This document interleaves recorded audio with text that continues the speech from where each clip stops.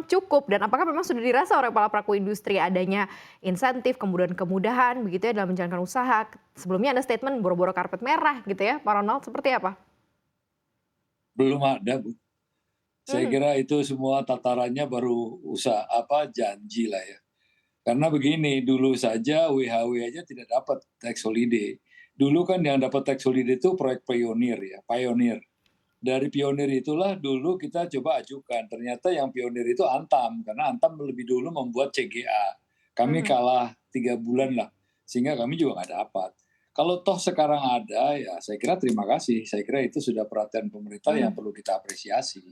Tapi itu tidak menjamin itu bisa meringankan atau itu sudah menjadi katakanlah solusi yang tepat. Saya kira tidak seperti itu. Karena kita perlu duduk untuk membicarakan roadmap-nya yang memang betul-betul real. mhm. Karena kalau hitung-hitungan di atas kertas biasanya jauh lebih mudah sih ya.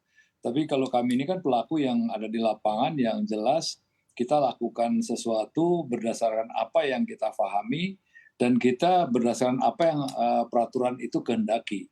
Jadi semua Mmm, tuh memang dua sisi yang berbeda. Jadi dalam kaitan ini saya ingin menyarankan pada pemerintah seperti tadi juga Pak Randy sampaikan, yang lebih menarik kita adalah membicarakan tentang roadmap-nya dulu. mhm, Karena baik buruknya dari situlah pola perencanaannya. Kendalanya harus kita bagi pengusaha mana gitu yang kira-kira menjadi beban pengusaha, mana yang menjadi beban pemerintah. Karena kalau pengusaha sendiri dilepas, tidak juga dalam konteks hanya hasil akhirnya saja yang dituntut, tapi prosesnya tidak dinilai, ini juga tidak fair. Karena kita selalu diverifikasi itu hasil akhir. Prosesnya tidak dinilai. Proses itu kan negosiasi dengan investor. Investor negosiasi atau membicarakan awal saja bisa sampai lebih dari 10 kali dan 10 mhm, kali itu memakan waktu. Karena banyak yang dibicarakan dari segala aspek. Nah, kalau ini proses dinilai mestinya ada persentase nilai bobot ya yang mhm. bisa menjadi acuan pemerintah. Nah, ini yang kita harapkan kalau bisa duduk bersama karena ini ada kepentingan dua kepentingan legislatif dan eksekutif. Iya, Karena dari segi politik juga harus kita sampaikan kepada DPR bahwa dengan adanya pelarangan ekspor ini salah satu di antaranya bagi pemegang IUP yang sudah punya RKAB, kalau kira-kira 28 perusahaan. Kalau mhm, 28 perusahaan itu di RKAB-nya itu 2 juta per tahun produksinya, mhm. baru katakanlah 28 kali 2, 56, itu dikurangi 12 juta diperlukan untuk menyerap kepada smelter yang ada, 2 smelter masing-masing 6 juta, itu sisanya 44 juta. Mau dikemanakan tuh 44 juta? Mhm. Dan itu adalah produksi real yang di-approve oleh SDM. Oke. Nah, ini juga harus kita pikirkan pengusaha-pengusaha ini. Kalau memang tidak bisa diserap di dalam negeri, ya harus dikemanakan, kan itu masalahnya. Mhm, Kecuali kalau di dalam negeri sudah siap, kita sudah given, artinya produksinya sekian sudah terserap. Ya untuk apa ekspor? mhm, Ini kan mhm. pertanyaannya. Jadi jangan dibalik bahwa kita tuh pengennya ekspor terus. Enggak. Ini harus karena saya juga tidak tidak ingin dikatakan bahwa pengusaha tuh cengeng, maunya cuma ekspor aja karena mungkin nilainya lebih tinggi. Tidak, Mhm. tapi paling tidak kita harus berpikir duduk bersama kira-kira seperti apa nih ininya skenario-nya agar semuanya itu berjalan. Karena kalau dihentikan Oke, juga banyak hal. Misalnya produksi berhenti, nggak usah diekspor, tapi nanti tahun depan udah berhenti semua. baik Artinya kan baik mereka akan tutup usahanya. Ini baik. banyak yang mesti dihidupi, semuanya akan nganggur Ya, dan lain sebagainya, Bu. Banyak sekali itu yang perlu baik. kita kaji. Ternyata banyak hal yang harus diselesaikan termasuk salah satunya adalah roadmap ya.